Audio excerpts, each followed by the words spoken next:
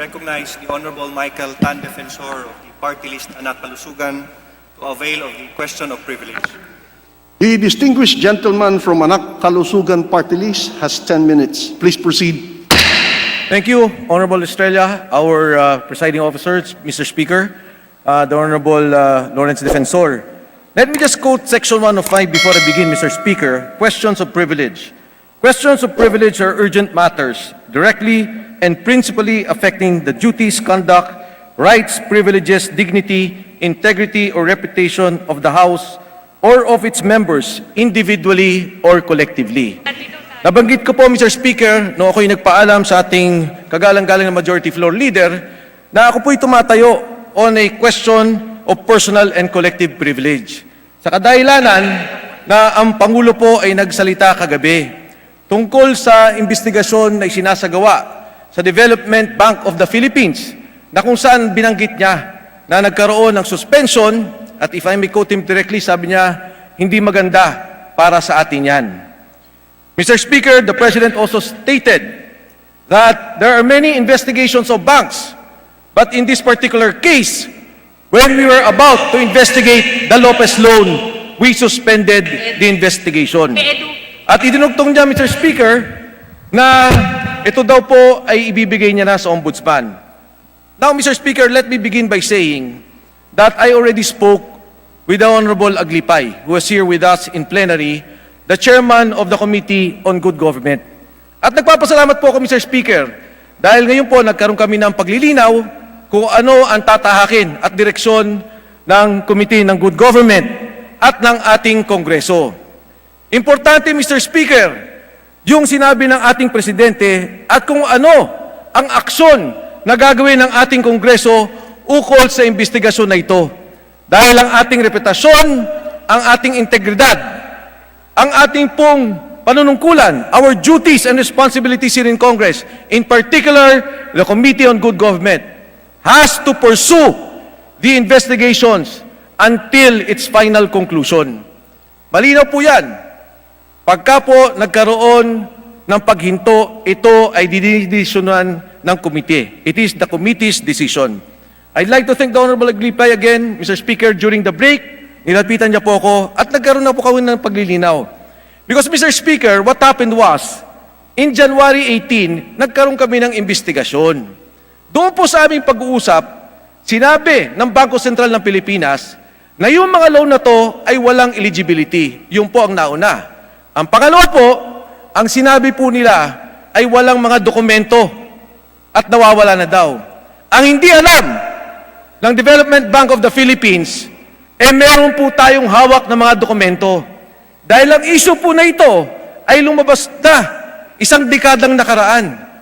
No less than the columnist Neil Cruz of the Philippine Daily Inquirer, God bless his soul, wrote about this issue of condoned loans of the abs-cbn Lopez Group. And Mr. Speaker, it was in fact the very statement of President Duterte that there are condoned loans. And during that hearing, Bangko Sentral ng Pilipinas was affirming that there were loans not given eligibility. Ngayon, Mr. Speaker, kung ito namang depensa nila, sinasabi nila, na ito daw po ay pwede sila magbenta kahit hindi dumaan sa SPAV, dahil ito naman po daw ay tax incentive, lalo pong mas masama, dahil yung 9 bilyon na utang, ginawa po nilang 3 bilyon. Mr. Speaker, I see the face of the beautiful face of the Honorable Herrera. She requested me not to dwell on the issue, but I'm just stating a fact na meron pong patutunguhan ang isyong to. May mga dokumento at may mga ebidensya. At ang Pangulo na nga mismo, nagsabi 3 taong nakaraan, binanggit niya na to. Kagabi, nagalit na siya sa Kongreso. Bakit natin hinto at ibibigay sa Ombudsman? Ang tanong ko, Mr. Speaker, ano ang ating gagawin? Ang tanong ko sa liderato ng ating Kongreso, hindi ko na babanggitin ang pangalan. Dahil sabi ni Congressman Herrera, wag mo na sabihin ang pangalan ni Speaker Lord Velasco. Ano ang aksyon na ating gagawin tungkol sa investigasyon na ito? Mr. Speaker, again, I thank the Honorable Aglipay. I understand there will be a hearing on the 17th. Sana po ay matapos natin to. Because Mr. Speaker, in the end, ang talumpati ng ating Pangulo was on the vaccination. And he mentioned that the payment for vaccination will come from loans. Ito po ay panggagaling sa utang.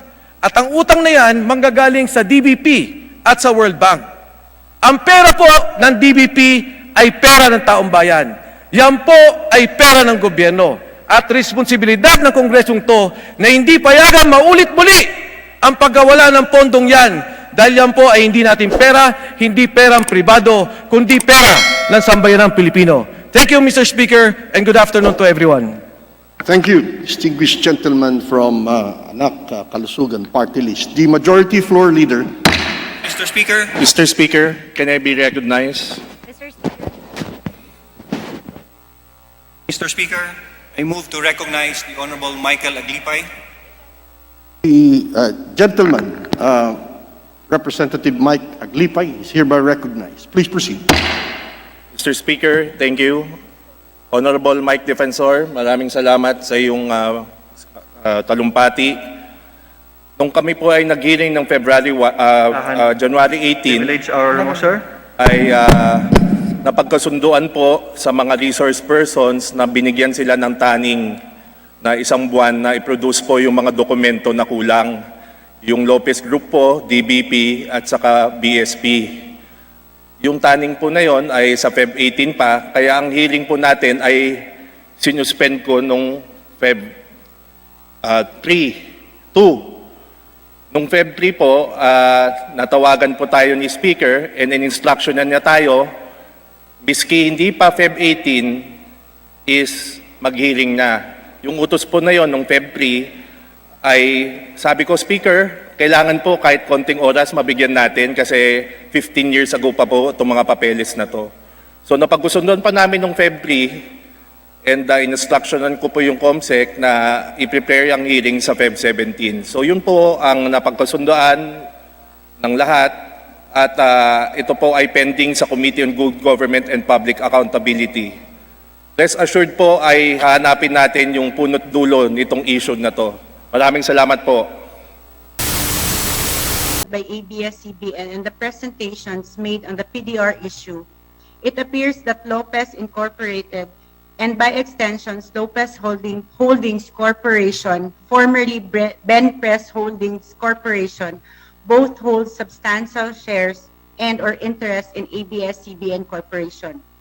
I have come to learn that Benpress Holdings Corporation, now called Lopez Holdings Corporations, which was given rights over a considerable number of abs-cbn Corporation shares, benefited from a large condonation or write-off by the Development Bank of the Philippines, along with other companies controlled by the Lopez Company. To be exact, the loans amounted to 1.6 billion pesos. Thus, I move that this committee include this matter as one of the issues to be tackled specifically, whether or not abs-cbn and the Lopez Group of companies unjustly benefited from the loans condoned by the Development Bank of the Philippines to the prejudice of this government. In the same vein, I also move that an invitation be issued to the DBP for their representatives to testify on this write-off or condonation and to submit to this committee all relevant documents regarding the same.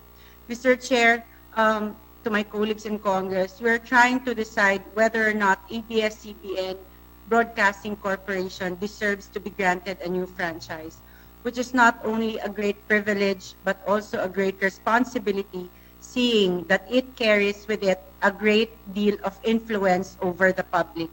So I think it is only reasonable and prudent on our side in the Congress that to make this determination, we also have to look into the legitimacy of the activities of its major stockholders and its affiliated companies, because these entities are the ones in control of the company. Let me just clarify. There are two motions made by the Honorable Bautista.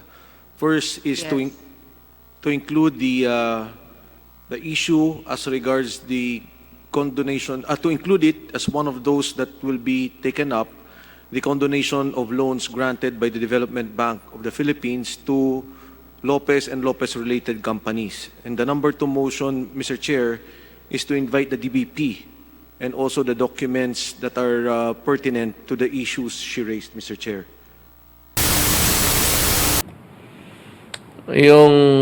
Ito yung pinagbili ng Lopez, yung Lopez of Companies kasi maraming utang. So binili nila na lahat, pati yung mga utang pinagbili ng Lopez doon sa DBP. Mayroon akong kulang dito because I am not quite familiar. Ito lang akin eh. Pero ito dumating sa akin and I said in my official capacity as a government worker. Ngayon, pinagbili ng Lopez doon sa DBP. Binili ng DBP. Tapos, merong batas, SPAV.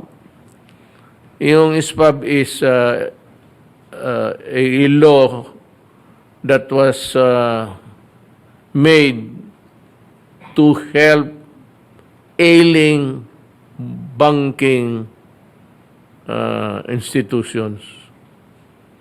Ayawan ko, ito bangko ito, pero napabili nila ang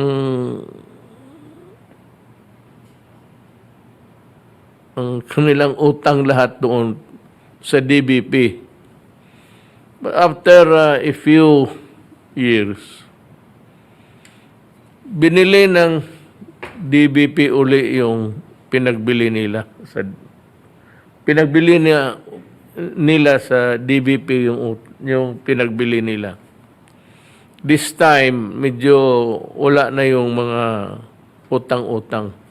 Condoned, kung ano-ano ang nilagay nila. Ngayon, unless it is clear, I think Congress, I understand, started an investigation, but stopped nung dumating na sila dito kay Lopez. There were so many investigations about banking, except that pagdating sa kila Lopez, hinuwinto sila. So, nagkakaroon tayo ng problema dyan. Dumating sa akin ito in official capacity. Ang gawa ko lang nito is, I think, I'll pass it on to the Ombudsman. Para sa akin, ang Ombudsman ang pinaka-independent body na mag-solve ito. Gusto ko lang magbigay sa kanila kasi pera ito ng tao. It's the government money that is involved. I would like to repeat it again. Itong pangbayad natin sa bakuna, hiniram natin ito sa DBP, pati World Bank. Wala kasi tayong pera. Ngayon, pagdating na sa bayaran, kung tapos na lahat, ang ang mga manufacturers, ang nagpabili sa atin ng yung Pfizer, lahat, magkolekta sila, hindi sa atin. Doon nila kunin ang pera nila sa World Bank, pati DBP. So, walang korupsyon dito kasi walang hinahawakan ni sino man sa amin dito na bilyon.